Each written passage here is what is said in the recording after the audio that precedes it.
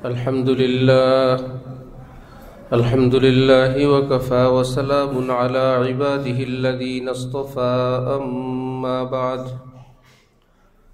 فأعوذ بالله من الشيطان الرجيم بسم الله الرحمن الرحيم من عمل صالحا من ذكر أو أنثى وهو مؤمن فلنحيينه حياة طيبة ولنجزينهم أجرهم بأحسن ما كانوا يعملون صدق الله مولانا العظيم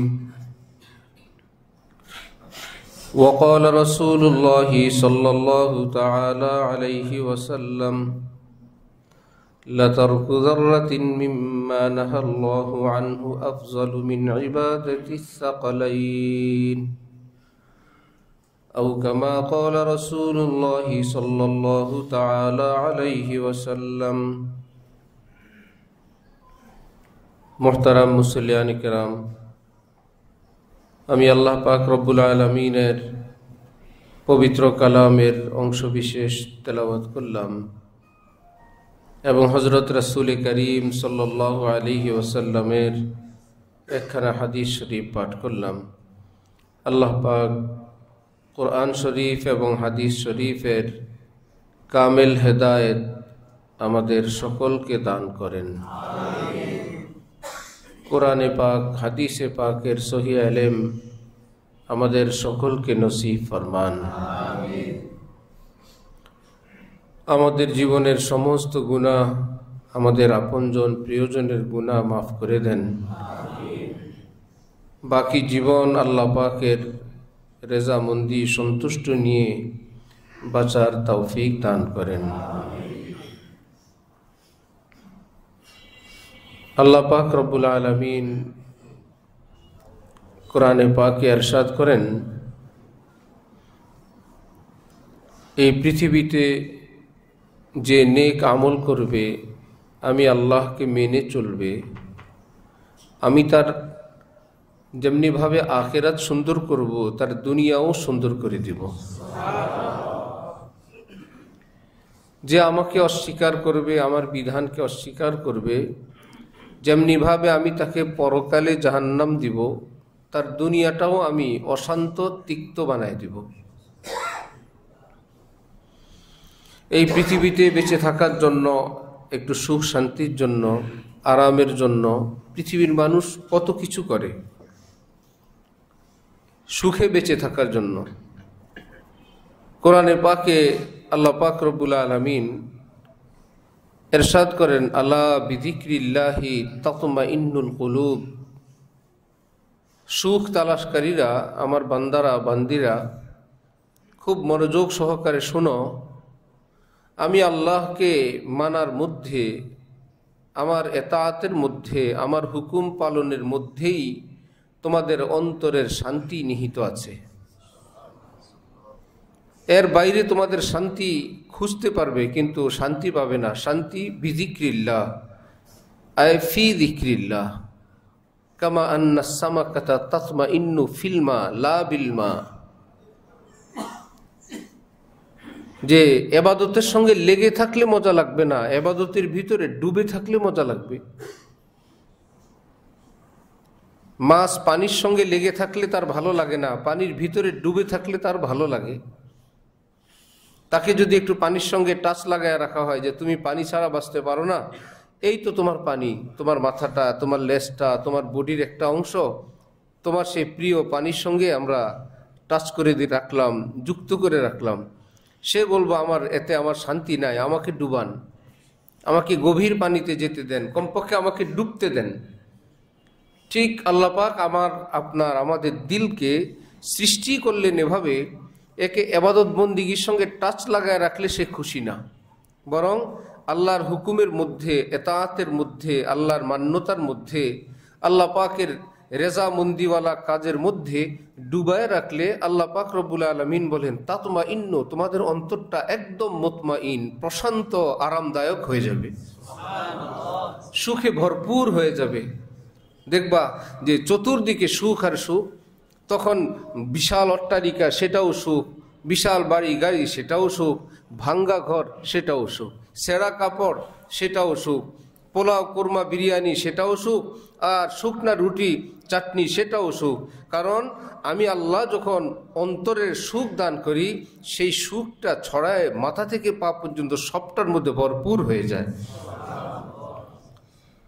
কোরআনে পাকে আল্লাহ পাক রাসূল সাল্লাল্লাহু আলাইহি ওয়াসাল্লামকে ইরশাদ করেন, ওয়ালাকাদ আতাইনাকা সাবআম মিনাল মাসানি ওয়াল কুরআনাল আযীম, আমি আপনাকে কোরআন দিলাম, সূরা ফাতিহা দিলাম, আর কি চাই? আপনাকে তো সবই দিয়ে দিলাম, কোরআন শরীফ দিলাম, সূরা ফাতিহা দিলাম বিশেষভাবে, আবার সেটার নাম বলছেন। কোরআনে পাকের মধ্যে সূরা ফাতিহা আছে, কিন্তু আবার সূরা ফাতিহার নাম স্পেশালভাবে বলছেন, কোরআন দিলাম, সূরা ফাতিহা দিলাম, আপনার আর কিসের টেনশন? আবু জাহেল আবু লাহাব দুনিয়াওয়ালাদেরকে কি দিলাম, সেই দিকে আপনি চোখ তুলে তাকাবেন না, কারণ সেটা খুবই অস্থায়ী, খুবই ক্ষণস্থায়ী।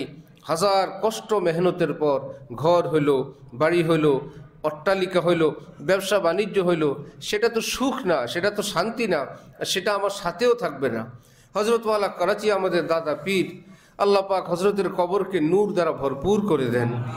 হজরত বলেন, এখনো লোকটার মৃত্যু হয় নাই, এখনো ডাক্তার সাহেবদের বোর্ড বসছে, বলল যে না উনি এখনো জীবিত আছেন, আইসিইউ সিসিইউতে লাইফ সাপোর্টে আছেন, অথবা একটুকুন হুঁশ আছে, তিনি কথা বুঝতে পারেন, তার কানের কাছে গিয়ে যদি দুনিয়ার কোনো সংবাদ দেওয়া হয়, লক্ষ কোটি টাকার কোনো সংবাদ দেওয়া হয়, আপনার অমুক বাড়িটা আজকে উদ্বোধন, আজকে অমুক বাড়িটা থেকে এত লক্ষ টাকা ভাড়া আসছে, আপনার অমুক ব্যাংক থেকে সংবাদ আসছে, আপনার জন্য বিদেশ থেকে গিফট আসছে, ইত্যাদি ইত্যাদি, সে বেচারা সেটাকে গ্রহণ করার মতন, রিসিভ করার মতন তার ভালো লাগবে না।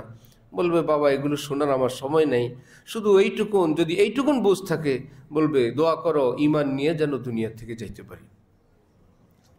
এখনই তার দুনিয়া অপছন্দের হয়ে গেছে, এখনো দুনিয়া থেকে যায় নাই, এখনো না হাসি আছে না কান্না আছে, টলটল করে চোখ থেকে পানি পড়ে, আর ভাবতেছে আসলাম পৃথিবীতে কি করে রওনা হইলাম, যা করলাম সব তো এখানেই রয়ে গেল। আল্লাহর কসম, যে আল্লাহকে ভালোবাসে, আল্লাহর ভালোবাসা দুনিয়ায় থেকে যায় না, সাথে নিয়ে যায়। যে আল্লাহর রাস্তায় কষ্ট করে, কোরবানি করে, মেহনত করে, দান করে, তেলাওয়াত করে, তার সেই রাজত্ব দুনিয়াতেও তাকে সুখ দেয়, শান্তি দেয়, আর পরকালে যাওয়ার সময় সাথে নিয়ে যায়। আলহামদুলিল্লাহ, আসছিলাম পৃথিবীতে, মহান আল্লাহকে খুশি করে রওনা হইলাম। ফুস্তু ওয়া রাব্বিল কাবা। এক সাহাবী জিহাদের ময়দান, এখনো যুদ্ধ চলছে, উনি একটু পরেই বলতেছেন ফুস্তু ওয়া রাব্বিল কাবা, কাবার রবের কসম আমি কামিয়াব হয়ে গেছি। কি ব্যাপার? উনি এখন বলতেছেন আমি কামিয়াব হয়ে গেছি, এ তো কিয়ামতে হিসাব আসবে, কিসের কামিয়াবি? কিছুক্ষণ পরেই দেখা গেল এক কাফের এসে ওনার উপর হামলা করছেন, উনি শহীদ হয়ে গেছেন। ওই শাহাদাতের খুশবু শহীদ হওয়ার আগেই, আতর নাকের কাছে আনার আগেই যেরকম আতরের ঘ্রাণ আসে, ফুলের ঘ্রাণ আসে, শাহাদাতের খুশবু উনি পাইয়েই চিৎকার করতেছিলেন, আলহামদুলিল্লাহ কাজ হয়ে গেছে। ফুস্তু ওয়া রাব্বিল কাবা, কাবার রবের কসম আমি একদম কামিয়াব হয়ে গেছি। দুনিয়াতে থাকতেই বান্দা বলে ফুস্তু ওয়া রাব্বিল কাবা, কারণ কোরআনে পাকে আল্লাহ পাক বলেন ইন্নাল্লাযীনা ক্বালু রাব্বুনাল্লাহ সুম্মা ইসতাকামু, যারা বলে আমার রব তো আল্লাহ, তারপর এই কথার উপর অটল থাকে, অবিচল থাকে, স্থির থাকে সব জায়গায়, আমাদের রবকে আল্লাহ। তো রব মানি পালনকর্তা, রব মানি লালন পালনকারী, রব মানি যিনি ধীরে ধীরে সকলের সামনে আমাদেরকে লালন পালন করেন, কিন্তু কোনো মা বাবা বলতে পারবে না আমার ছেলে আজকে এত ইঞ্চি বড় হইলো, আমার ছেলে আজকে এত সুতা বড় হইলো। যার সামনে বড় হবে সে কোনো হিসাব দিতে পারবে না, কিন্তু তার সামনে বড় হয়ে যাবে। সুবহানাল্লাহ। এবং তিনি জাহিরি ভাবে লালন পালন তা না, বাতিনি ভাবেও লালন পালন করেন। শুধু শরীরটাকে লালন পালন করেন না, এই পৃথিবীতে বেঁচে থাকার জন্য যা কিছু দরকার সব কিছুর ইন্তজাম তিনিই করেন। তিনি যদি কোনো রোগ বালাই হয় সেটাকে মোকাবেলা করার ক্ষমতা রব্বুল আলামিন শরীরের মধ্যে নিজেই দিয়ে রাখেন। এই জন্য করোনা রোগী থেকে যারা সুস্থ হয়েছে তাদের রক্ত নিয়ে রোগীদেরকে দেয়া হইতো। কি ব্যাপার? এই লোকের মধ্যে রোগ প্রতিরোধের এত ক্ষমতা এখন, যেহেতু ওটা মোকাবেলা করে তিনি সুস্থ হয়েছেন, তার রক্ত যার দেহে দিবে সেও সুস্থ হয়ে যাবে। করোনা মোকাবেলা করার ক্ষমতা তার দেহের মধ্যে আসছে। রব্বুল আলামিন এমন ভাবে লালন পালন করেন, সুম্মা ইসতাকামু। সুতরাং যে আমার লালন পালন কর্তা যিনি আমাকে সব দেন আমি তার হয়েই থাকবো। জব নেহি হো কিসি কা তো কিউ হো কিসি কা উনহি কা হুয়া যা রাহা হো। আমি তো আর কারোর না, আমি আর কারোর হয়ে থাকবো না, আমি তো এক আল্লাহর হয়েই থাকবো। জব নেহি হো কিসি কা তো কিউ হো কিসি কা। কেউ যখন আমার পালনকর্তা নাই, তা আমার পালনকর্তা তো আল্লাহ, আমি আল্লাহর হয়েই থাকবো। উনহি কা হুয়া যা রাহা হুঁ, আমি কেবল আমার আল্লাহর হয়েই দিন কাটাবো, রাত কাটাবো, আমার আল্লাহর হয়েই খাবো, পরবো, চলবো, যা কিছু করি আল্লাহর হয়েই থাকবো। আল্লাহর কসম করে মসজিদে জুমার দিন বললাম, যার জীবনের রং এমন হয় সব সময় আল্লাহকে খুশি করার এক তৃষ্ণা তার মধ্যে থাকে এবং সেই পথে সে চলে, আল্লাহ পাক জান্নাত থেকে বড় নেয়ামত তাকে দুনিয়ায় দান করে দেন। জান্নাতের থেকে বড় নেয়ামত, কারণ জান্নাতের চেয়ে জান্নাতের বানানেওয়ালা আল্লাহ তিনি বড়। তিনি বলেন জান্নাত বাকি, আমি আল্লাহ তোর বাকি না, তুই আমাকেই পেয়ে যাবি। जन्नत उधार है लेकिन अल्लाह उधार नहीं है। जन्नत बाकी, जन्नतेर खालिक महान अल्लाह, तिनी तो उधार ना, तिनी तो बाकी ना, तिनी तो नगद। कुराने पाके अल्लाह पाक बोलेन वलिमान खाफा मकाम रब्बिही जन्नतान। सब समय आमार भय निये जे चले, आमार कथा स्मरण राखे, आमार खुशिर पथे चले, आमी तार जन्य दुइटा जान्नात बराद्द राखलाम। জান্নাতান, জান্নাতুন অর্থ এক জান্নাত, জান্নাতান অর্থ দুই জান্নাত। খাস ইমানদারদের জন্য জান্নাত কয়টা? দুইটা। আজকে বলবেন যে আর তুই কথা শুনি নাই, জান্নাত তো জানি আমরা একটা। না, আল্লাহ পাক কোরআন শরীফে বলছেন, কারো তাফসীর না, কারো ব্যাখ্যা না, কোনো বিশ্লেষণ না, কারণ না, আল্লাহ পাক নিজে বলছেন দুইটা জান্নাত। মুহাদ্দিসিন মুফাসসিরিনগণ বলেন ডাবল জান্নাত ব্যাপার কি? কোরআনে পাক হাদিসে পাক রিসার্চ করে খোঁজ খবর নিয়ে তালাশ করে এবার বলেন পাইছি জান্নাত দুইটার ব্যাখ্যা পাওয়া গেছে কি, জান্নাতুন ফিদ দুনিয়া বিল হুজুরি মাআল মাওলা ওয়া জান্নাতুন ফিল উকবা বিলিকাইল মাওলা। আখিরাতে জান্নাত দিবেন আল্লাহ পাক, যে সেখানে আল্লাহ পাক জান্নাত দিবেন, আল্লাহ পাকের সাক্ষাৎ নসিব হবে এবং জান্নাতের নাজ নেয়ামত একটা জান্নাত সেখানে দিবেন। আর দুনিয়ার জান্নাত হবে অন্তরে রব্বুল আলামিন তার খাস তাজাল্লি বর্ষণ করে বলবেন, হে বান্দা আমি তোর সাথে আছি। এটাই দুনিয়ার জান্নাত। ওফো, শিয়াল একটা ভীতু প্রাণী, কিন্তু বনের রাজা সিংহ যদি বলে মামা আমি তোমার সাথে আছি, শিয়াল আর শিয়াল নাই, শিয়ালের চোখের রং, হাঁটার ঢং সব কিছু চেঞ্জ, সবাই অবাক, ব্যাপার কি শিয়াল এমন এমন করে কেন? শিয়ালের এই বডি ল্যাঙ্গুয়েজ তো অন্যরকম হয়ে গেছে। পরে জানা গেল হো সিংহ তাকে একটু পিঠে হাত বুলে বলছে, কেউ কিছু বললে আমাকে জানায়, আমি আছি এ এলাকার মধ্যে, তোমার কোনো অসুবিধা হইল। শিয়ালের পিঠে সিংহের হাত বুলানোর পর যেরকম সিংহের একটু স্পর্শ, একটু সান্নিধ্যে যেরকম শিয়াল বুক বড় হয়ে যায়, রব্বুল আলামিন বলেন আল্লাহু ওয়ালিয়ুল্লাযীনা আমানু, যারা কামিল ঈমানদার মানুষ, যারা আমার কথা মেনে চলে, আমি আল্লাহ ঘোষণা দিলাম কোরআনে পাকে, আমি আল্লাহ তাদের বন্ধু লাগি, আমি তাদের দোস্ত লাগি। এবং হাদিসে কুদসিতে বলেন মান আদা আলী ওয়ালিয়ান ফাকাদ আযানতুহু বিল হারব। আমার এই বন্ধুদের সঙ্গে, কোন বন্ধু? ঈমান আছে আর গুনাহ পাপাচার সেই বন্ধু না, কামেল ঈমানদার, गुनाह मुक्त ईमानदार, पक्का हलाल खाने वाला, पक्का जुबान ठीक रखने वाला, कान ठीक रखने वाला, सब किछुते आल्लाह पाकेर हुकुम मोताबेक चले जे चालाय जे एई रकम कामिल ईमान वाला सम्पर्के आल्लाह पाक बोलेन केउ जोदि सेदिके रांगा चोखे ताकाय आमी आल्लाह तार चोख उपड़े फेलबो, केउ जोदि तार संगे झमेला करे दुश्मनी करे आमी आल्लाह तार बिरुद्धे आमी आल्लाह युद्ध घोषणा दिब। आमार बंधुर संगे तुमि बेयादबी करो। মা বাবা যেরকম সন্তানের গায়ে আঘাত সইতে পারে না, একদম বাঘের মতন গর্জে ওঠে, রব্বুল আলামিন বলেন হাজার সন্তান মা বাবার কাছে যত প্রিয়, আমার কামিল ইমানদার বান্দারা এর চাইতে আমার কাছে বেশি প্রিয়, অনেক প্রিয়। আমি তাদেরকে এইভাবে আদর যত্ন করে লালন পালন করি, ছেড়ে দিয়ে রাখি মানুষের মধ্যে। দূর থেকে আমার খাস রহমত তাদেরকে ছায়া দিয়ে রাখে, তাদেরকে মহব্বতে মহব্বতে রাখে, তাদের জন্য স্পেশাল ব্যবস্থা আমি করি। দুনিয়াওয়ালারা হয়তো দেখে অত বড় বাড়ি নাই, গাড়ি নাই, অট্টালিকা নাই, এত কিছু নাই, কিন্তু আমার বান্দাকে জিজ্ঞাসা করো তার কাছে কেমন লাগে। শাহ আব্দুল গনি ফুলপুরি রহমতুল্লাহ আলাইহি হযরত থানবীর নিকট চিঠি লিখলেন, হযরত আপনার সুহবতের বরকতে, আপনার নসিহতের উপর আমলের বরকতে আমি দুনিয়াতে চলি ফিরি, কিন্তু আমার কাছে এমন লাগে আমি যেন জান্নাতের জমিনে বিচরণ করি। আমি যেন জান্নাতে আছি। मैं रहता हूँ दिन रात जन्नत में गोया मेरे बागे दिल में वो गुलकारियाँ हैं। আমি দিন রাত জান্নাতেই যেন থাকি, আর আমার অন্তরে রব্বুল আলামিন কেবল গুনগুন করে কথা বলেন। হাকিমুল উম্মত হযরত থানভী বলেন, কাশফ, কারামত, এলহাম, ভাই আমি এগুলো বুঝি না, আমার এগুলো জানা নাই। বাকি রইল এইটুকুন, যেই কাজ করব কাজটা করার আগে আমি অন্তরে একটা আওয়াজ অনুভব করি গায়েব থেকে, কে জানে আমাকে বলে, আশরাফ আলী ইয়ে করো ইয়ে না করো। আমি একটা আওয়াজ অনুভব করি, আমার আল্লাহ আমাকে কেমন যেন বলেন, এটা করো এটা করো না। ভারতের সেই মুসলমান বিরোধী, আলেম বিরোধী শত্রুরা যখন আলেমদেরকে নিধন করার জন্য কঠিন ষড়যন্ত্রে মেতে উঠছিল, এটা আজকের দুশ্মন না, বহু আগে থেকেই মুসলমানের দুশ্মন। তো হাকিমুল উম্মত মাওলানা আশরাফ আলী থানভীর মাথা নেওয়ার জন্য লোক পাঠাইছে। কে নিয়ে আসতে পারবা? ভাই কোনো ব্যাপার হইলো? রাজ্য, রাজত্ব, শক্তি, অস্ত্র আমাদের হাতে, মৌলবীর মাথা আনা কোনো ব্যাপার হইলো? সব বসে আছে, আর কিলাররা গেছে হাকিমুল উম্মত থানভীর গর্দান আনার জন্য। হযরত থানভী তাহাজ্জুদ পড়ার জন্য রওনা হয়েছেন, হারিকেন হাতে মসজিদের দিকে যাবেন। একটু পরেই হযরত থানভী বলেন, অন্তরের মধ্যে এক বাধা, যে যাইও না। কে জানে, গায়েব তো আর কেউ জানে না, ওহিও কারো কাছে আসে না, আল্লাহ ওয়ালাদের কাছে যেই মেসেজ আসে এটা হলো এলহাম। মান ইউরিদিল্লাহু বিহি খায়রান ইউফাক্কিহু ফিদ্দীন ওয়া ইউলহিমহু রুশদা। হযরত থানভী বলেন, অন্তরের মধ্যে এক বাধা অনুভব করলাম, ইয়ে করো ইয়ে না করো, এখানে না করার মেসেজ আসলো। আমি চুপচাপ বসে গেলাম। কি ব্যাপার? সামনের দিকে অগ্রসর হওয়ার জন্য বাধার ঘন্টি বাজতেছে। তিনি তো আর জানেন না ঘটনা কি। একটু পরে আবার বললেন যে যাও, আমি আল্লাহ দেখতেছি।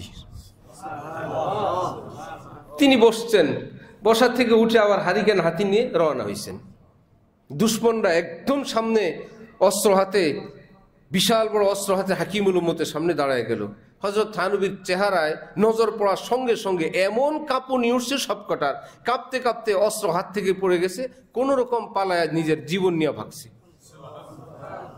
সেখানে গিয়ে বলতেছে, আপনারা কার, সবাই ভাবছে মাথা নিয়ে আসবে, কার মাথা আনার জন্য পাঠাইলেন? তার চেহারায় নজর পড়ার সাথে সাথে হাত থেকে অস্ত্র পড়ে গেছে, কোন রকম জীবন নিয়ে আমরা এখানে উপস্থিত হয়েছি। হারকে তরসাদ আজহাকো তাকওয়া গুজিদ তরসাদ আজওয়াই জিন্ন ইনসো হারকে দিদ। প্রকৃতপক্ষে যে আল্লাহকে ভয় করে চলে, এই পৃথিবীর সবার অন্তরে আল্লাহ তার ভয় দান করে দিয়ে দেন। আল্লাহকে যে ভয় করে, এই জন্য বুজুর্গানি দ্বীন বলেন যে আমার ভাইয়েরা, নিজের ক্ষমতার জোর দিয়ে কিচ্ছু হবে না, এক কাজ করো, মহান আল্লাহর সঙ্গে সম্পর্ক করো। এক মহিলা মানুষ ভারতে যে জাত তার উপরে কেবল হামলা করে, জোর জবরদস্তি করে, কি ব্যাপার? সবাই জানতে পারলো যে তার স্বামী অনেক বড় পাওয়ারফুল লোক। ওই স্বামীর ক্ষমতায় সেও এখন পাওয়ার দেখায়।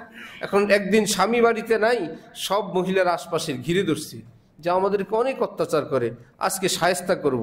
সবাই মিলে যখন ঘিরে ধরছে, এক দৌড়ে সে, স্বামী কোথায় ছিল, এবার স্বামীর আড়ালি গিয়ে দাঁড়ায় বলল, সাহস থাকলে এবার আসো। এখন আর কে যাবে? স্বামীকে তো আগেও ভয় পায়, পরেও ভয় পায়।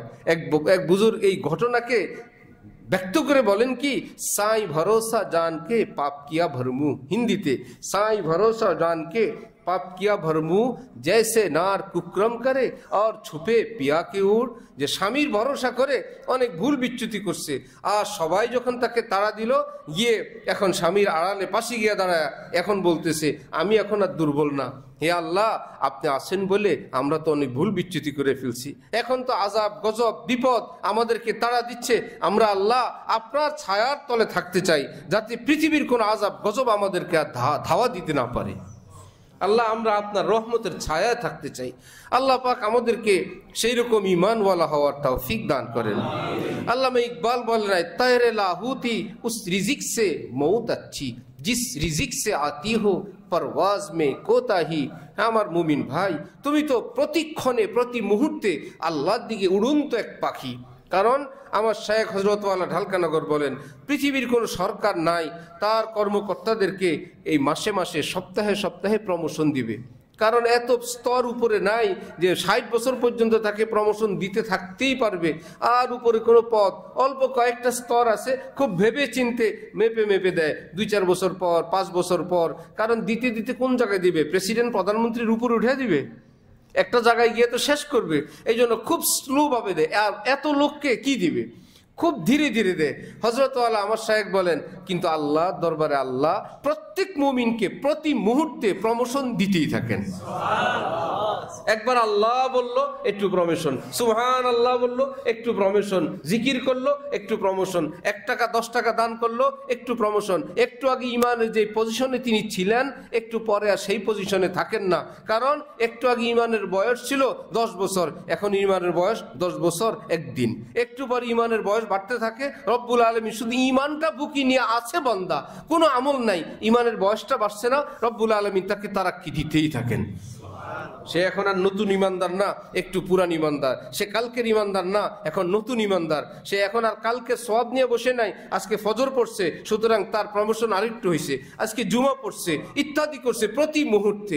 এই জন্য হাদিস শরীফে আছে রাসূলুল্লাহ সাল্লাল্লাহু আলাইহি ওয়াসাল্লাম এক এক মজলিসে বসলে তিনি কেবল পড়তেন আস্তাগফিরুল্লাহ আস্তাগফিরুল্লাহ আস্তাগফিরুল্লাহ। এক সাহাবী বলেন, আল্লাহ রে কতবার বলে আমি গুনাহ শুরু করলাম। দেখি এক মজলিসে এক বৈঠকে বলছেন 70 বার। এক জায়গায় বসছেন, আল্লাহ পাকের নিকট ক্ষমা চাইছেন কয়বার? আর একজনে বলেন, মিয়া তুমি কোন জায়গায় কোন মজলিসে গুনছো? আমি গুনলাম আরেক মজলিসে 100 বার।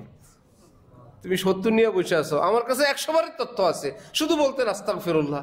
নবীর জীবনে কোনো গুনাহ নাই, আস্তাগফিরুল্লাহ কিসের? নামাজের পর সালাম ফিরে বলেন আস্তাগফিরুল্লাহ, পড়লেন নামাজ, আস্তাগফিরুল্লাহ কিসের? কি যে প্রমোশন হওয়ার কারণে একটু আগের যেই পজিশনটা ছিল নিজের দৃষ্টিতে ওটাকে ছোট মনে হয়। ওফো, এভাবে তো আল্লাহকে চিনিও নাই, আল্লাহর হকও আদায় করি নাই, এখন যতটুকু চিনলাম আল্লাহ আস্তাগফিরুল্লাহ মাফ করে দেন। আস্তাগফিরুল্লাহ বলার সাথে সাথে কি জায়গায় আছে না একটু উপরে উঠে গেছে? উপরে উঠার পর বলে, আল্লাহ একটু আগেও তো চিনি নাই, এখন যতটুকু আপনাকে চিনলাম, যতটুকু ভালোবাসলাম, একটু আগে তো ভুল হয়ে গেছে। এই তো আস্তাগফিরুল্লাহ বললেও উপরে ওঠে, আমল করলেও উপরে ওঠে। নবী দেখেন ইস্তেগফার ছাড়া আমার আর কোনো উপায় নেই, আল্লাহর হক আদায় করা কশ্চিন কালেও সম্ভব না। আর আল্লাহ পাক বলেন, ওমা কদারুল্লাহ হাক্কা কদরি, তোমরা কেউ নাই পৃথিবীতে আমার পুরা হক আদায় করতে পারো, কেউ নাই পৃথিবীতে। তো নবী কি পারবেন? আল্লাহ তো অসীম, তার তো কোনো সীমা নাই। তো অসীমকে আমরা এই পৃথিবীর সসীম দিয়ে কিভাবে ঘেরাও করব, কিভাবে হক আদায় করব, এত কুল কিনারা নেই। আয় বেরাদার বেনিহায়েত দরগাহেস্ত হরচে বরওয়াই মিরবি বরওয়াই মায়েস্ত। জালালউদ্দিন রুমি বলেন, হে বন্ধুরা, এটা পৃথিবীর প্রেম না, ভালোবাসা না। ইচ্ছা ছিল এমপি হওয়ার, হয়ে গেলাম। ইচ্ছা ছিল প্রধানমন্ত্রী হওয়ার, হইলাম। ইচ্ছা ছিল প্রেসিডেন্ট হওয়ার, হইলাম। এরপর আর কিছু আছে? ফিনিশ। ইচ্ছা ছিল অমুক নারীকে পাবার, ঠিক তার সঙ্গে মোহাব্বত করলাম, চাইলাম, বিয়ে শাদী হইলো, তাকে আমার আপন করে পেলাম। এরপরে তার সঙ্গে আর কোনো ইচ্ছা বাকি আছে? ফিনিশ।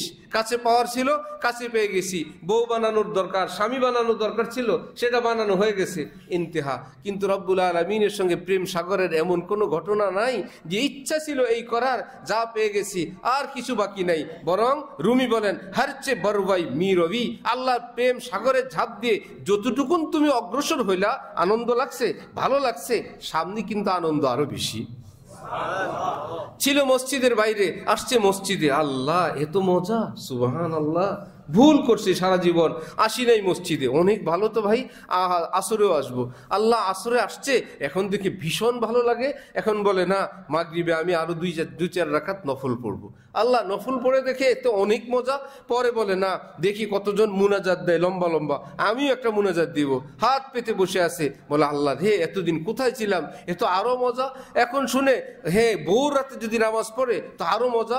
এখন কষ্ট করে একদিন ভোর রাতে উঠছে, সবার কাছে শুনে ভোর রাতে আল্লাহকে ডাকলে ভীষণ মজা। চুপে চুপে উঠলো, উঠে এখন উজু করে যায় নামাজ বিছায়। নিজেকেই নিজে চিনতে পারে না, এটা আমি ফজর জোহর কিছুই পড়তাম না, আমি এখন ভোর রাতে আল্লাহকে ডাকি। আল্লাহ এটা আপনার করম, আপনার দয়া, এত ঘনিষ্ঠ যে রো রো কে কোই তেরা নাম লে রাহা হয়। আল্লাহ পৃথিবীবাসীরা ঘুমায় আর চোখের পানি দিয়ে পানি দিয়ে ভাসাইতে ভাসাইতে কেউ আপনার নাম উচ্চারণ করে, আল্লাহ আপনার কেমন লাগে, আমার কাছে দিলটা তো ভরে গেছে, আল্লাহ আপনার দয়াই তো আমি ঘুম থেকে উঠলাম। সেই বেচারার মজা কি, যে মসজিদের বাহিরে আছে আর যে ভোর রাতে আল্লাহকে ডাকে, একরকম না বেশ কম? বড় বেশ কম।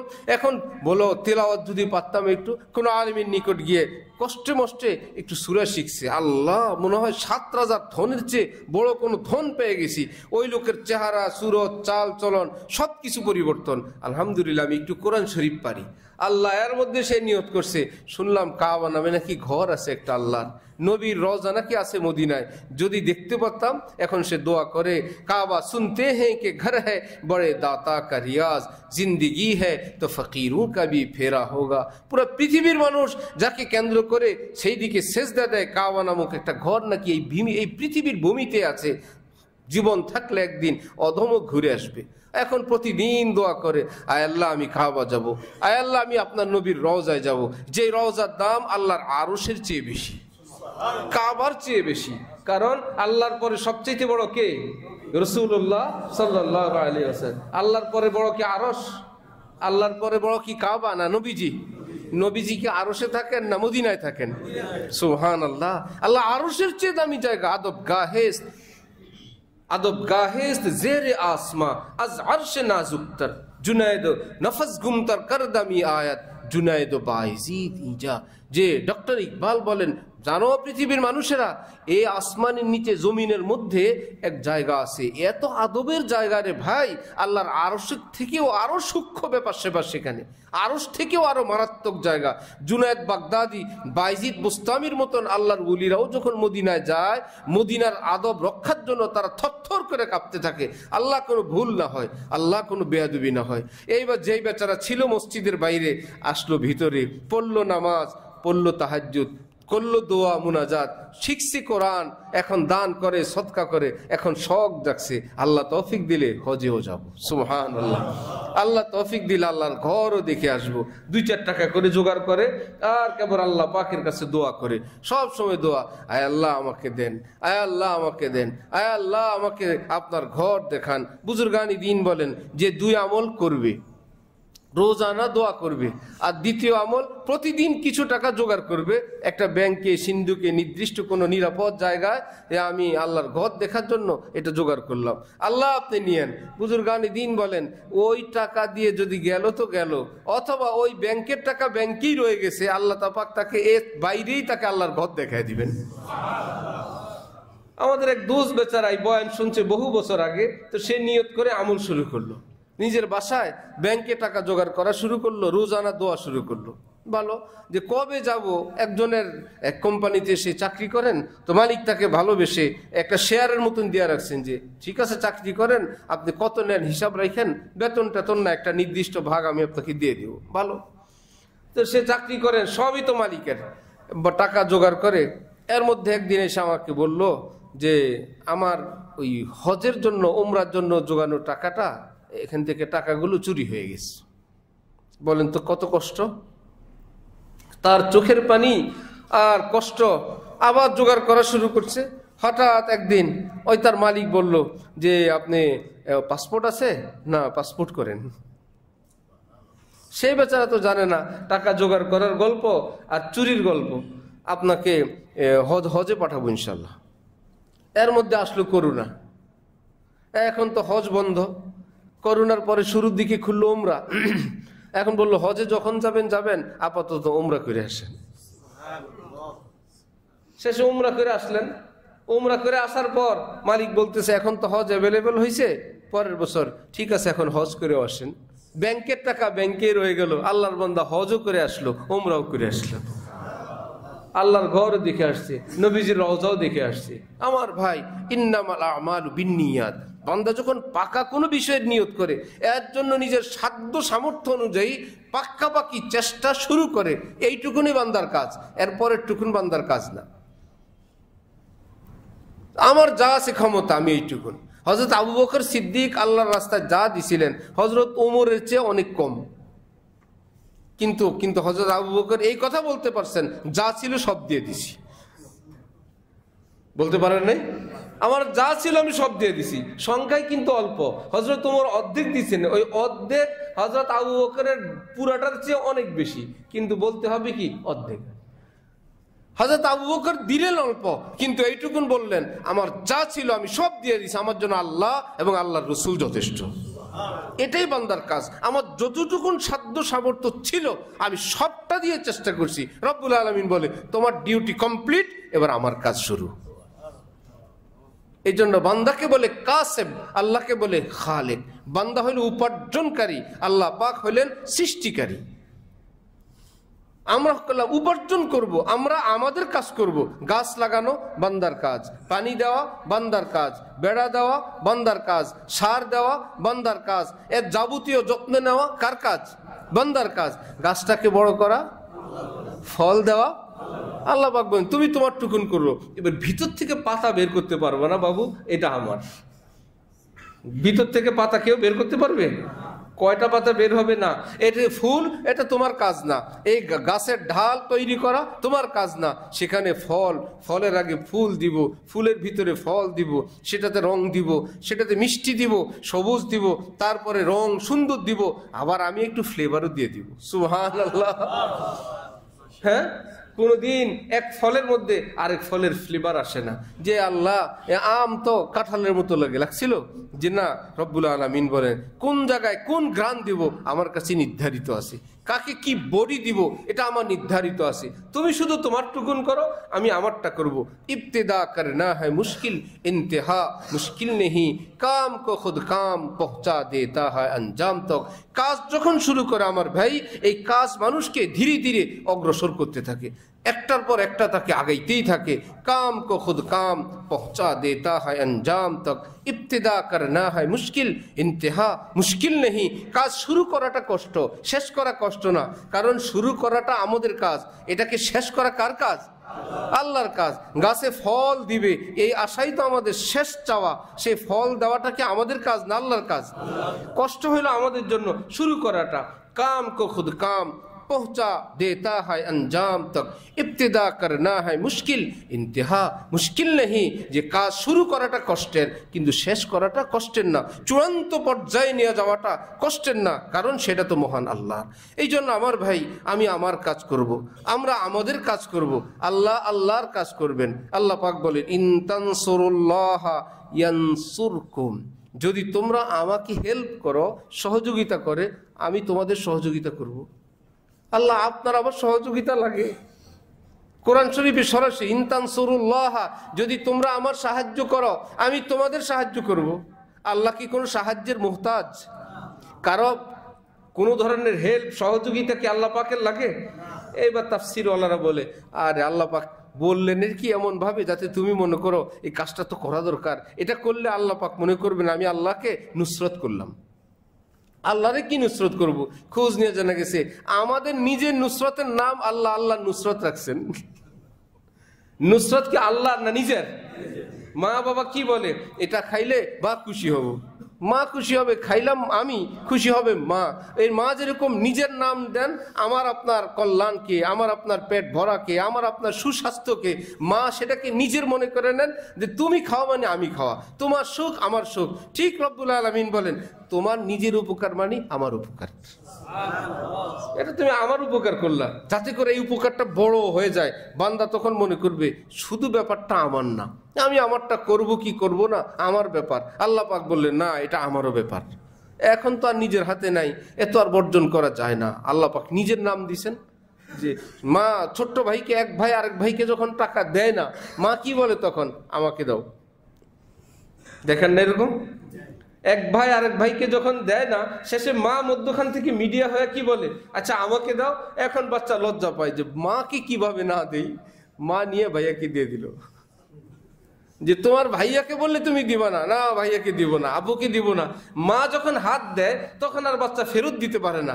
ঠিক যে তোমাদের পরস্পর ব্যাপার হইলে তোমরা কিছু করবা কিছু করবা না। রব্বুল আলামিন বলেন আমাকে দাও। সুবহানাল্লাহ। এখন বান্দা যে যাই করতো না করতো, এখন বলে আল্লাহ চাইছেন, আল্লাহ হাত পাচ্ছেন, আল্লাহকে না করা যায়? সুবহানাল্লাহ। আসলে কি আল্লাহকে দেওয়া না নিজেকেই দেওয়া? নিজেকেই দেওয়া। রব্বুল আলামিন বলেন ইয়ানসুরকুম, যদি তোমরা বন্দিগি করো, আমার পথে হাঁটো, আমাকে সেজদা করো, উজু করো, দান করো, আমার জন্য হারাম বর্জন করে দিলে, ধোঁকা বর্জন, মিথ্যা বর্জন, কাউকে ঠক দেওয়া বর্জন করলাম, ইয়ানসুরকুম, আমি কোরআন শরীফে নাজির করলাম, দুনিয়াতে আখিরাতে আমি আল্লাহ তোমাকে নুসরত করব, আমি আল্লাহ তোমাকে সহযোগিতা করব। আর কি লাগে? আল্লাহ আমাদেরকে প্রকৃত মুমিন হওয়ার তৌফিক দান করেন। তাহলে কামিল মুমিনের জন্য কয়টা জান্নাত? দুইটা জান্নাত। একটা তো আখিরাতে হুর গিলমানওয়ালা, ফল ফুলওয়ালা, অনেক নাজ নেয়ামতওয়ালা, সেটা তো আছেই, যেখানে আল্লাহ দিদার নসিব হবে, যেখানে আল্লাহকে আমি আপনি দেখতে পারবো। সুবহানাল্লাহ, আল্লাহর সঙ্গে দেখা হবে, জান্নাতীদের সবচেয়ে বড় নিয়ামত। আর দুনিয়াতে জান্নাতুন ফিদ দুনিয়া বিল হুজুরি মাআল মাওলা, সেখানে আল্লাহর সাক্ষাৎ, এখানে আল্লাহর উপস্থিতি। অর্থাৎ তো দিল মে তো আতা হ্যায় সমঝ মে নেহি আতা। কি মুশকিল! আল্লাহ অন্তরে অনুভব করি, কিন্তু পুরোপুরি বুঝতেও পারি না, বলতেও পারি না। এরকম হয় কি না? বলে ভাই ব্যথা বুঝাইতে পারবো না। ব্যথাওয়ালা একটা পর্যায়ে গিয়ে বলে আমার কাছে আপনাদেরকে বুঝানোর ভাষা নাই, এত প্রচন্ড ব্যথা সে এই। আরেকজনে বলে এত মজা, এ কোনো ভাষা দিয়ে বলতে পারবো না, এত মজা, বলে না? এখন আল্লাহ পাক কারো অন্তরে নিজের নূর বর্ষণ শুরু করছেন, নিজের ঠিকানা বানাইছেন, তাকে আপন বানাইছেন। এখন এই মজা সে বয়ান করবে কেমনি? এখন সে বলে তু দিল মে তো আতা হ্যায় সমঝ মে নেহি আতা। হে আল্লাহ, দিলে তো অনুভব করি, কিন্তু তোমাকে পুরাটা বুঝে যে কারো কাছে বলবো, এটা আমার দ্বারা সম্ভব নয়। মাই জান লিয়া কে বস তেরি পেহচান হি হ্যায়। আল্লাহ, তোমার পরিচয় এটাই আমি জানি, যে তোমাকে পুরোপুরি বুঝাও যায় না, পুরোপুরি বলাও যায় না, এটাই তুমি আল্লাহ। আল্লাহ তোমার পরিচয় যে আজলাবে না দিদা সদ বুসা রসিদ মঞ্চে গোয়াম রু চে লজ্জত চশিদ। জালালউদ্দিন রুমি বলেন, একটা অদৃশ্যের ঠোঁট এসে না আমার অন্তরে চুমু খায়, আমি টের পাই কোনো ভিন্ন ধরনের এক আনন্দ আমার অন্তর অনুভব হয়, কে যেন আমার অন্তরকে আদর করে চুমু লাগায়। কিন্তু কি যে মুশকিল, যে মঞ্চে গোয়াম রুহ আহ চে লজ্জত চশিদ আজলাবে না দিদা সদবুসা রসিদ, যে অদৃশ্যের কোনো ঠোঁট এসে আমাকে আদর করতেই থাকে। কিন্তু হে বন্ধুরা, আমার কাছে তো সেই ভাষা নাই সেটাকে ব্যক্ত করার। সেটা হলো গুনাহমুক্ত মুমিনের পুরস্কার। গুনাহমুক্ত মুমিনের কি পুরস্কার? যখন বান্দা গুনাহ বর্জন করে, আল্লাহ পাক সঙ্গে সঙ্গে তার উপর খুশি হয়ে যান, যে আমার জন্য তুমি গুনাহ ছেড়ে দিলা, আমার জন্য এত বড় সুযোগ তুমি বর্জন করলা, আমার জন্য এত বড় স্বার্থ তুমি ত্যাগ করলা, চলো আমি আল্লাহর খুশি তোমাকে নগদ এই দুনিয়াতেই উপহার দান করে দিলাম। কারো উপর যদি ঋণ থাকে, ঋণ পরিশোধ করলে কি টাকার জন্য আফসোস লাগে না আনন্দ লাগে? কেন? গেল তো কতগুলো টাকা, আনন্দের কি আছে এখানে? টাকা গেলে তো কান্নাকাটি করার কথা, যে এই টাকাগুলো আমার কাছে ছিল, এখন চলে গেল। যে কোনো ঋণী মানুষকে জিজ্ঞাসা করেন, বললো এতদিন একটা বোঝা, একটা পাহাড়, একটা পাথর চাপা ছিল, দেওয়ার কারণে খুশি। এই খুশিটা আমার আপনার অর্জন না, ওই ব্যক্তির হক আদায় করে দেওয়ার সাথে সাথে আল্লাহ খুশি হয়ে গেছেন। ওই খুশির একটু অংশ আল্লাহ পাক যে ঋণদাতার অন্তরে তাকে দান করে দিয়েছেন। যিনি পরিশোধ করলেন, নেও আমি যে খুশি, এই যে তোমাকে খুশি বুঝতে দিলাম। আমার শায়েখ হযরতওয়ালা ঢালকানগর বলেন, সেজদায়ে সহু আমরা করি ইচ্ছাকৃত ভুলের কারণে না ভুলবশত? ইচ্ছাকৃত যদি কোনো ওয়াজিবে হেরফের হয়, সহু সেজদা দিলে নামাজ হবে, নামাজ শেষ। অনিচ্ছাকৃত কোনো ওয়াজিব যদি 19-20 হয়, বিলম্ব হয়, তাহলে সেখানে কি দিতে হয়? সহু সেজদা। সেজদায়ে সহু, সহু সেজদা একই জিনিস। আচ্ছা, ভুলের সেজদা কি এটা? কেউ বলেন যে ভাই ভুল করছো, জরিমানা দাও। হযরত বলেন, ইসলামী দৃষ্টিতে অনিচ্ছাকৃত কোনো কাজ হয়ে গেলে এর উপরে কোনো গুনাহ নেই, কোনো গুনাহ নেই। এক বেচারার থেকে অনিচ্ছাকৃত কিছু একটা ঘটে গেছে, এই ব্যাপারে কোনো গুনাহ তার নাই। যেমন রোজার দিনে অনিচ্ছাকৃত খেয়ে ফেলছে, গুনাহ আছে কোনো? রোজা ভাঙছে, পেট ভরে খাবারও খাইলো, গুনাহও হইল না, রোজাও আছে। এটা হলো অনিচ্ছাকৃত, একদম ভরপুর খাইলো, পানও খাইলো, পরে মনে হয়েছে উনি রোজা। আল্লাহর বিধান হইলো আমার বান্দা ভুলে খাইছে, রোজা পুরাটা আছে। বরং খাওয়ার কারণে যে এখন যে একটু লজ্জিত হইলো যে আমি এই কাজটা করলাম, এর জন্য আলাদা কিছু পুরস্কার দান করে দিব। কি মুশকিল! তো এখন যদি ইসলামের বিধান এই হয় যে অনিচ্ছাকৃত কিছু ঘটে গেলে তার জন্য কোনো গুনাহ নাই, তো নামাজের মধ্যে অনিচ্ছাকৃত কিছু ঘটে গেলে তার জন্য জরিমানা, এটা তো মিলে না। হযরত বলেন না, ব্যাখ্যাটা জরিমানা না, অনিচ্ছাকৃত ঘটে যাওয়ার পর যে সহু সেজদা, এটা জরিমানার সেজদা না, বরং ভুল হয়ে যাওয়ার পর নামাজের মধ্যেই বান্দার মনে এক টেনশন, আমি তো ভুল করে ফেলছি, আল্লাহ পাক তো আমার উপর অসন্তুষ্ট হয়ে গেছেন, না জানি আল্লাহ নারাজ হয়ে গেছেন, এখন আমি আর কি করব, আল্লাহকে তো হাত দিয়ে টাকা দিয়ে খুশি করা যায় না, আছি নামাজের মধ্যে, এখন আমি আল্লাহরে খুশি করব কেমনে? তো নবীজি আমাদেরকে পদ্ধতি দিছেন, আল্লাহ তোমার উপর নারাজ না, দেখবা চলো আল্লাহর পায়ের উপর আরো 2টা সিজদা করো। আল্লাহ পাক আরো 2টা সেজদা করার পারমিশন দিয়া বান্দা যখন সৌ সেজদা করে উঠে শরীরটা হালকা হয়ে যায়, যেটা ভুল হয়েছিল ভুলটা পরিশোধ হয়ে গেছে। আসলে কিচ্ছু না, যে আমার মনের যে একটা অশান্তি ছিল, আল্লাহ নারাজ কিনা, আল্লাহ পাক আমাকে আদর করে দিয়েছেন, আল্লাহ আমার উপর খুশি আছেন, এই জন্য মনে হয় আমার নামাজ কমপ্লিট হয়ে গেছে। দুনিয়ার কারো ঋণ পরিশোধ করলে যেরকম ভালো লাগে, আল্লাহর ঋণ পরিশোধ করলে তাহলে কত ভালো লাগবে। 2 রাকাত নামাজ পড়ছে মনে মনে, কেউ জানে না, সবাই জানে নফল পড়ে না কি পড়ে, উদ্দেশ্য হলো আল্লাহ আমার জীবনের সর্বপ্রথম ফজর কাজা যেটা আমার জিম্মায় আছে, আমার তো দিন তারিখ মনে নেই, আল্লাহ এটা হলো আমার জিম্মায় থাকা সর্বপ্রথম ফজর, আল্লাহু আকবার। স্বাভাবিক সূরা কেরাত দিয়ে পড়তেছে, আবার একটু 4 রাকাত পড়ার সুযোগ আছে, সময় আছে এরকম, আবার চুপচাপ আল্লাহ আমার জীবনের সর্বপ্রথম জোহর যেটা আমার জিম্মায় আছে, বালিগ হওয়ার পর আল্লাহ আমি সেটা পড়ছি, আল্লাহু আকবার। এবার কি আমরা যেভাবে নামাজ আদায় করি, প্রথম 2 রাকাত সূরা কেরাত দিয়ে, দ্বিতীয় 2 রাকাত শুধু ফাতিহা দিয়ে, এভাবে।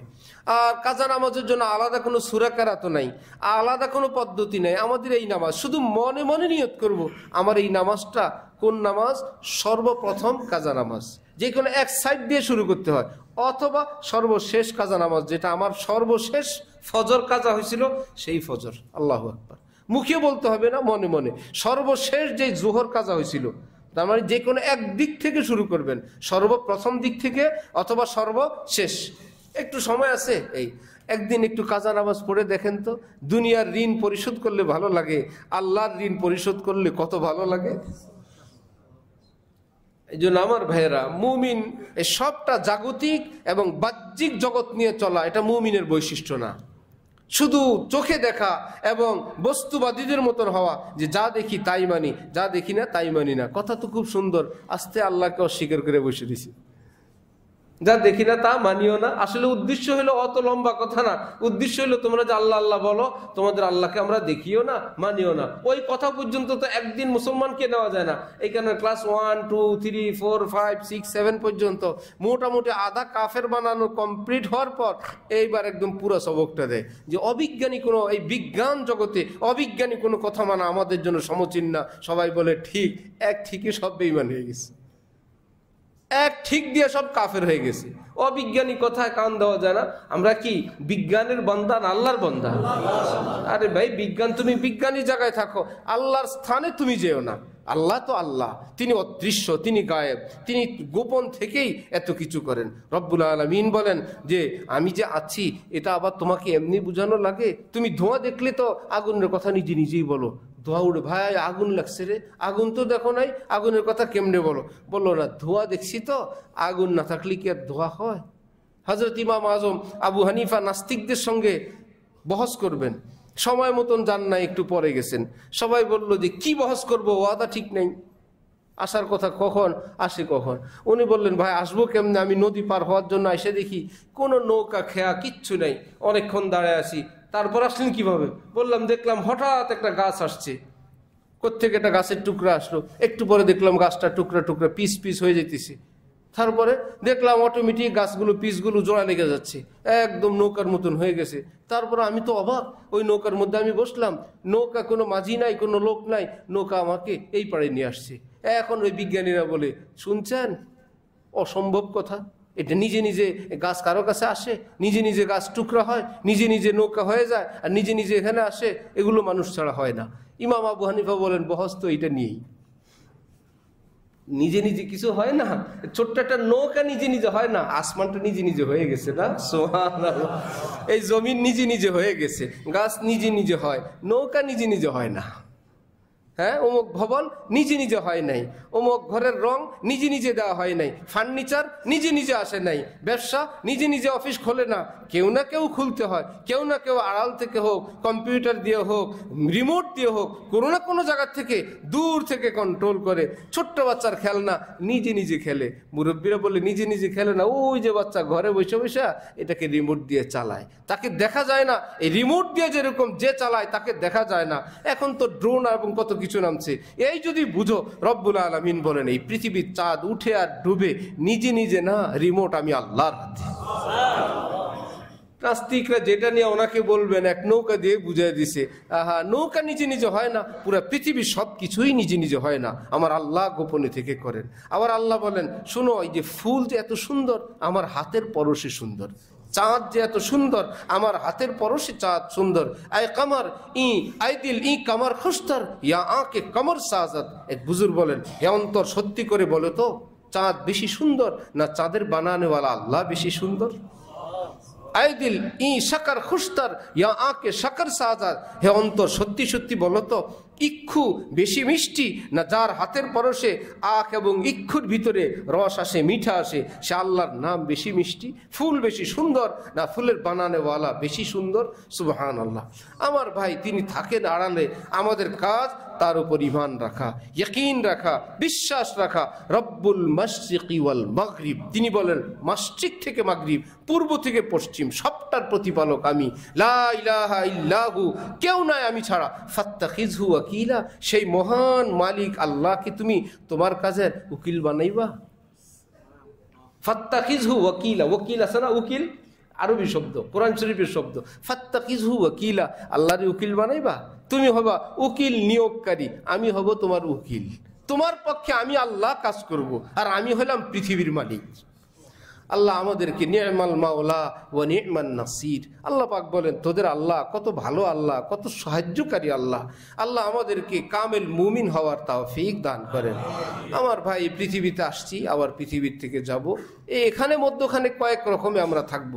একজনের জামা আছে 20টা, গায়ে দেয় কয়টা?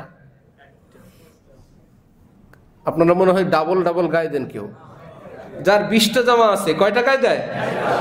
10 জোড়া জুতা আছে, পরে কয়টা? 1000 কোটি টাকার মালিক আছে, খায় কয় বেলা? নির্দিষ্ট বেলা। সকালে নাস্তা খায় কয়বার?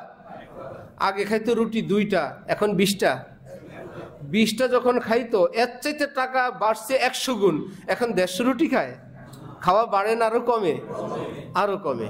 কি লাভ হলো? জামা একটাই গায়ে দেই। কেউ কি জিজ্ঞাসা করে জমা আছে কয়টা? কেউ কি জিজ্ঞাসা করে স্যান্ডেল কয় জোড়া আছে? কেউ কি জিজ্ঞাসা করে যে আপনার 10টা বাড়ি, এক রাইতে 10 বাড়িতে থাকেন? হ্যাঁ, 1 ঘন্টা ঘুরে থাকি। আছে কেউ? যে কোনো এক জায়গায় পড়ে থাকি, ঘুম আসে, কই বাড়ির জায়গায় বাড়ি, আমি ভোগ করতে পারি কতটুকুন? বিশাল বাড়ি, সেটা তো আমি থাকি না। ঢুকি যাই একটা ফ্লোরে, একটা ফ্লোরে একটা ফ্ল্যাটে, একটা ফ্ল্যাটের একটা রুমে। ওহো, এইটুকুন আমার ভোগের। বিল্ডিং এর জায়গা আছে, আমি কি করি? জামা আলমারিতে আছে, তা আমার কি? স্যান্ডেল তার রেখে আছে, আমার কি? বাদ খাজানা আছে, আমার কি? টাকা ব্যাংকে আছে, আমার কি? আমি যেই লোকমা খেতে পারি এইটাই আমার, যেটা গায়ে দিতে পারি সেটাই আমার, যেই রুমটায় আমি থাকি সেটাই আমার। সুতরাং এই ক্ষেত্রে আমরা সবাই কাছাকাছি। কি বলেন? সবাই কাছাকাছি না? একটা করে জামা সবার গায়ে আছে না? কারো জমা আছে আর একটা বাসায় আছে, আর কারো 50টা 100টা আছে, কিন্তু এখন গায়ে কয়টা? জুমার পরে খাবেন যে, এরকম কি আছে যে 20 গুণ বেশি খায় আর আরেকজন 20 গুণ কম খায়? যা খাবেন 1 প্লেট 1.5 প্লেট 2 প্লেটের মধ্যে মোটামুটি ক্লিয়ার। এই ক্ষেত্রে আমরা সবাই মসজিদে জুতো 1 জোড়া পরে আসছি, স্যান্ডেল বের হবো কয় জোড়া নিয়ে? 1 জোড়া নিয়ে। ওফো, তো কাছাকাছি, তো সব কাছাকাছি। তো ভোগ বিলাসের গল্প। এই জন্য এক বুজুর্গ বলছেন, জীবন কাউকে কষ্ট দেয় না, জীবন যাপনে কাউকে কষ্ট দেয় না, কষ্ট দেয় ভোগ বিলাসিতায়। যেটা দিয়ে জীবন যাপন করতে হয় এইটুকুন নিয়ে কোনো অস্থিরতা নেই। যেটা নিয়ে আমরা অস্থির সেটা আসলে জীবন যাপন না, সেটা হলো ভোগ বিলাসী। 1 মুঠ খাওয়া দরকার, হয়ে গেল। একটা পড়া দরকার, হয়ে গেল। একটু এক জায়গায় থাকা দরকার, এটা হয়েই গেল। যখন মনে হবে আমার এমন বাড়িতে থাকা দরকার ভিতরে বাইরে মার্বেল, তখন তো এটা আপনাকে কষ্ট দিবেই। সেটাতেই না কষ্ট দেয়। এক জায়গায় থাকা হয়ে গেল, কোনো রকম একটু উঁচু জায়গা হইলে মাথা রাখতে পারি, হয়ে গেল না। ইন্দোনেশিয়া, মালয়েশিয়ার থেকে, থাইল্যান্ড, আমেরিকার থেকে আমার জন্য একদম মেডিকেল বালিশ লাগবে। এবার মেডিকেল বালিশের অর্ডার দাও, আসবে, তারপরে শান্তি। এর আগ পর্যন্ত বালিশের অশান্তিতে ঘুমাসে না। আরেক বেচারা বাড়ি উদ্বোধনের দাওয়াত দিছে আমাকে, এখন শুধু দাওয়াত পিছায়। আপনাদের পরিচিত মানুষ, কি ব্যাপার? বলল চায়না থেকে সিঁড়ির রেলিং অর্ডার দিছি, এখন সিঁড়ির রেলিং আসে না। আসছে আসার কথা চট্টগ্রাম পোর্টে, চলে গেছে মোংলায়।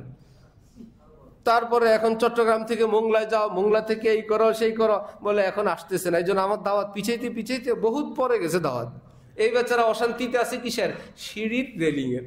যার সিঁড়িও নাই, রেলিংও নাই, অশান্তি আছে, মাথাও নাই, ব্যথাও নাই। এই জন্য আমার ভাইয়েরা, ভোগ বিলাসিতাই কষ্ট দেয়, স্বাভাবিক জীবন যাপনে কষ্ট দেয় না। এটাকে এক বুজুর্গ বলেন, হাম এসে রহে ইয়া কে ওয়াইসে রহে, ওহা দেখনা হয় কে কেসে রহে। আমার ভাইয়েরা, যেভাবেই থাকি এটা বিষয় না, দেখার বিষয় হলো কবরে কিভাবে থাকবো। হায়াতে দু রোজা কা ক্যা আয়শগম, এই জীবনের অল্প কয়েক দিনের হায়াত, এ নিয়ে এত টেনশন কিসের? হায়াতে দু রোজা কা ক্যা আয়শগম, 2 দিনের হায়াত নিয়ে এত টেনশন, এত মাথা ব্যথা কিসের? হ্যাঁ, মুসাফির রহে জৈসে তৈসে রহে। কোনো পথিক, কোনো পথ গমনকারী এক বেচারা থামলে সেখানে অল্প কিছুক্ষণের জন্য আছি, ভাই ডাক পড়লে গাড়িতে ডাক দিবে, বিমানে ডাক দিবে, আসেন আমি উঠে যাব, এখানে আর এত টেনশন কিসের? ছিলাম জান্নাতে, আবার যাব কোথায়? জান্নাতে। মধ্যখানে দুনিয়া নামক একটা ট্রানজিটে আছি। ছিলাম আমরা জান্নাতে, কোথায় ছিলাম? আবার যাবো ইনশাল্লাহ কোথায়? মধ্যখানে আসি কিসে? ট্রানজিটে। সুতরাং কোন রকম ভাই স্টেশন কি চাই জেসি বি হোক, স্টেশনে চা খাইতে গিয়া কেউ 5 স্টার হোটেল তালাশ করে, আর ভাই ট্রেন আসবে, ভাই ট্রেন ছাড়বে, দিয়ে আমার চায়ের টক উঠছে, একটু গরম পানি দিলেও চলবে। অত স্পেশাল করে না কোনো রকম। যেই লোক খায় স্পেশাল চা, সে এখন স্টেশনের মধ্যে বলে কি, ভাই কোনো রকম একটু টি ব্যাগ দিয়ে আমার দে, মাল মশলা লাগবে না। এক আত্মীয় মহিলা আমাদের ফ্যামিলিতে খবর আসছে, নিজে ধনী, বাবা গরিব। বাপের বাড়িতে আসলে কখনো চিনি থাকে না, কখনো চা পাতা থাকে না, শেষে বনে করে বলে, আল্লাহ রাস্তা আমার একটু গরম পানি করে দে। জিব্বার মধ্যে যদি একটু গরম পানিও দেই, তবু আমার বুকটা ঠান্ডা হবে। চা খাওয়ার এমন অভ্যাস, নিয়মিত চা পায় না বাপের বাড়িতে আসলে, বলে আমার কিচ্ছু লাগবে না, যদি পারো চা পাতা চিনি দে, না হলে একটু গরম পানি হইলেও হয়ে যায়। আচ্ছা, চায়ের পরিবর্তে গরম পানি, এটা হলো সেই স্টেশন। আল্লাহ আমাদেরকে হারাম দুনিয়া থেকে দূরে থাকা তৌফিক দান করেন। আল্লাহর জন্য আমাদের ঈমানকে কামেল বানানোর চেষ্টা, ফিকির করার তৌফিক দান করেন। ইনশাআল্লাহ দুনিয়াও জান্নাত, আখিরাতেও জান্নাত। ওয়া আখিরু দাওয়ানা আনিল হামদুলিল্লাহি রাব্বিল আলামিন।